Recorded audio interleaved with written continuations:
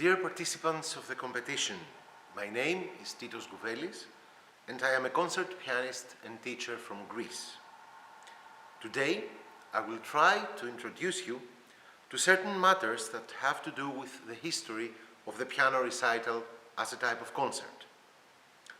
I am sure that all of you have been more or less present to recitals given by professional pianists. I trust that those experiences, or at least many of them, must have been attractive and inspiring for you.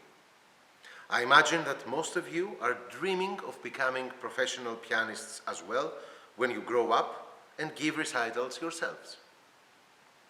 I assure you that if and when that happens, you will agree with all of us that the solo recital can be the most rewarding type of concert for a pianist and can offer a remarkable and unique musical pleasure to the audience.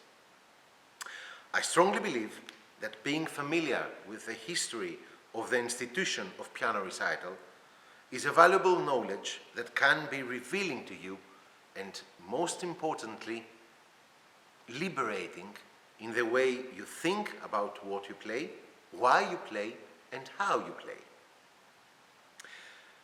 In Florence, in the early 18th century, Bartolomeo Cristofori was trying to enrich the artistic capabilities of the harpsichord, the dominant keyboard instrument of that era. His experimentations led to the invention of a new keyboard instrument, which Cristofori named gravicembalo col piano e forte, meaning actually harpsichord with soft and loud sound. This instrument took advantage of a sophisticated mechanism of hammers in order to produce sound and is regarded as the ancestor of the piano as we know it today.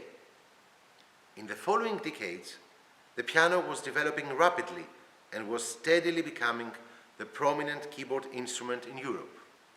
Of course, for many years, the technical characteristics of pianos were different not only from country to country, but even from one city to the other.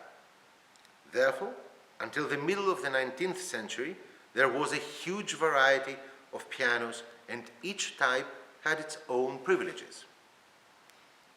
Despite the fact that the piano was a European invention, the real structural revolution came from America in the decades of 1860 and 1870, when Steinway proceeded into certain innovations, including the heavy cast iron frame and the crossing of the strings.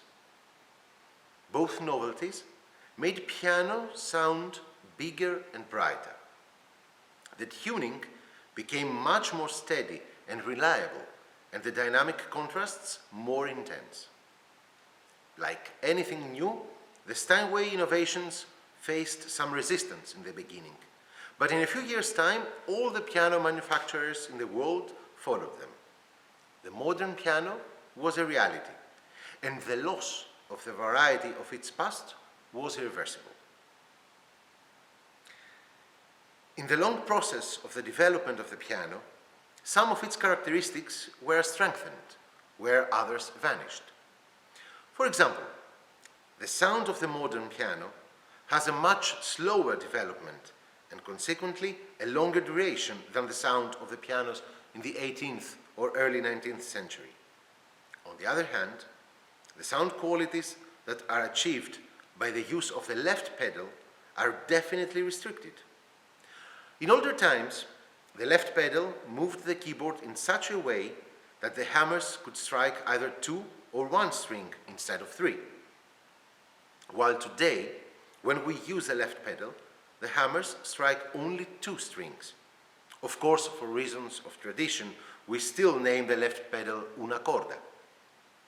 In parallel with the development of the instrument was the formation of its repertoire. The relationship between instruments and composers was totally bidirectional.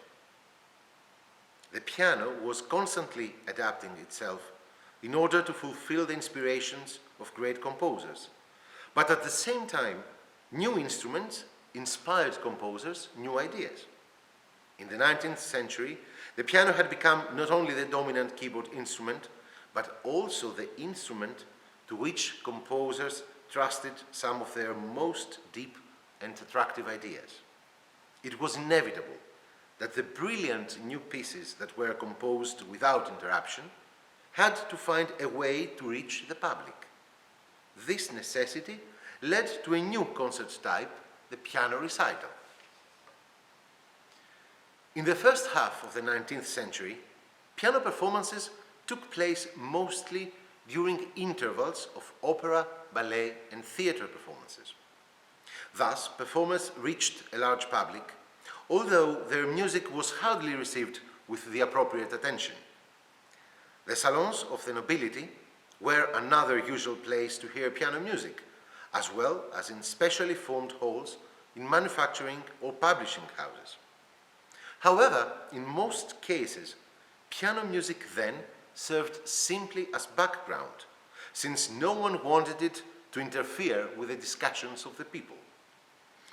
Pianists were rarely paid for their performances.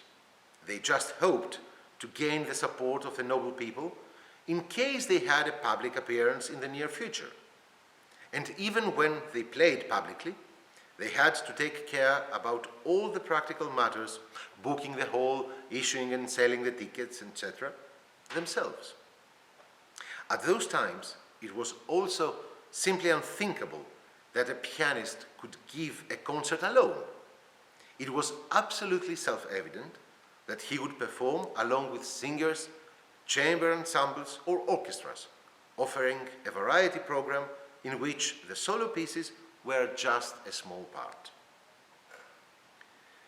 The first pianist who dared to give a concert only by himself, without the collaboration of other artists, was Franz Liszt in Rome in 1839. He named his concert Pianistic Monologue. It is worth mentioning that Liszt did not make such a decision for artistic reasons, but only to avoid trouble, as he wrote in a letter. The program of that concert included only compositions of his own, mostly transcriptions, and of course, it ended with improvisations like it was normal then. That was the somehow reluctant birth of the piano recital. Liszt famously described the recital with one historic phrase: "Le concert c'est moi," the concert is me. The name recital appeared next year, 1840, when Liszt played in London. To be accurate, the recital then meant the performance of one piece, so the whole concert was called recitals in plural. One should not forget that although Liszt was the father of the piano recital, in many cases he continued performing in public with other artists. The programs at that time ought to serve the entertainment of the listeners. Apart from some private gatherings of connoisseurs, the more public a concert was, the more amusing the program had to be. Long, difficult pieces were out of question. One could only listen to a single movement of a long sonata, and still under certain conditions. The great pianist Clara Wieck, wife of Robert Schumann, started playing only the finale of Beethoven's Appassionata in the 1830s. After having some positive reviews about her performances, she took the risk to add the second movement. And only in 1837 she decided to play the whole sonata in Berlin. She did the same thing afterwards in Vienna, and the critics claimed that her choice was unwise. Back then, it was also usual for pianists to mix movements from different pieces. Even many years later, the legendary Leopold Godowsky played the Appassionata, replacing its first movement with the 32 variations in C minor. However, in just a few decades, things were very different. After 1860, great pianists like Hans von Bülow, Ferruccio Busoni, Anton Rubinstein, or Karl Tausig were giving recitals quite often. Substantial works like Beethoven's sonatas or works by Chopin or Liszt, were steadily played along with pianists' own compositions. The piano recitals usually lasted extremely long. For example, in the artistic season 1885-1886, Anton Rubinstein made a European tour playing Beethoven sonatas. His program comprised 8 sonatas: Moonlight, Tempest, Waldstein, Appassionata, and the sonatas Opus 90, 101, 109, and 111. The recital lasted about 3 hours. Busoni and Paderewski gave colossal recitals until the 1920s, although by then they were an exception, because the majority of recitals lasted much less, tending to have a duration similar to the average duration we know today. A new element that emerged during the second half of the 19th century was the performance from memory. In the past, pianists normally avoided playing from memory and had the music score in the stand of their pianos. The use of the score, apart from its obvious role, had an important symbolism. It made clear to everybody that the piece performed was a fully written composition, a work of art, and not an improvisation at the spur of the moment. As time passed, improvising during a recital became less and less attractive. Mendelssohn did not enjoy improvising, and Liszt, in his late days, believed that even he could not totally avoid some commonplace passages while improvising. As a consequence, memorizing gained ground more and more and became the usual case in recitals. At the same time, the light, warm atmosphere of the past was giving its place to a stricter protocol.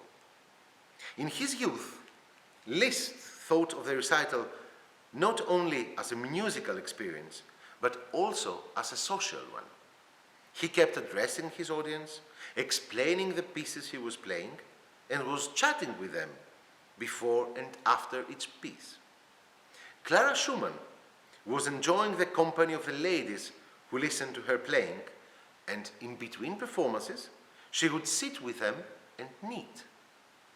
The friendly, light atmosphere was evolving towards a formal ritual, where the artist was somehow like a serious priest preaching in the church. Despite all the above, the audience of the 19th century was still much more free to express its appreciation and admiration to the pianists than in the 20th century. People were expected to clap between the movements of sonata, after a virtuosic variation, or even during the actual playing of a highly virtuosic passage. That's why some great pianists who were born and educated during the 19th century but lived well into the 20th, found it really difficult to compromise with the austere atmosphere of the piano recitals. In the 1940s, the legendary Moritz Rosenthal spoke of the snobbery of concert halls. He thus expressed the reasonable complaint that the lack of clapping between movements created the wrong impression to the artist that the audience was indifferent to his interpretation, and in the end, it proved to be deplorable and discouraging. It is true that the format of piano recital has shown considerable endurance until our days. The technology of recording, as it is perfectly logical, changed the very essence of recitals. Undoubtedly, it made recitals shorter in duration because the audience had other means to listen to music. Moreover, it created the need for performers to achieve in their live concerts perfect, accurate performances that could stand next to the existing recordings with equal quality. Generally, listening to classical music became a much more critical procedure from the listener's point of view. Nevertheless, something that did not change is the importance of the recital for the performing pianists themselves. For all of us, it always remains the utmost expression of our art and talent. And what has also not changed is the thirst of the audience for inspired interpretations, for great personalities that have the technical, mental, and sentimental power to reach the core of a musical composition and reconstruct it in an always fresh, convincing, and overwhelming way. Such personalities have always been around and still are around and have guaranteed the charm and irresistible beauty of piano playing. Thank you for attending this lecture, and I hope that it will encourage all of you to dig deeper into the rich history of our wonderful instrument.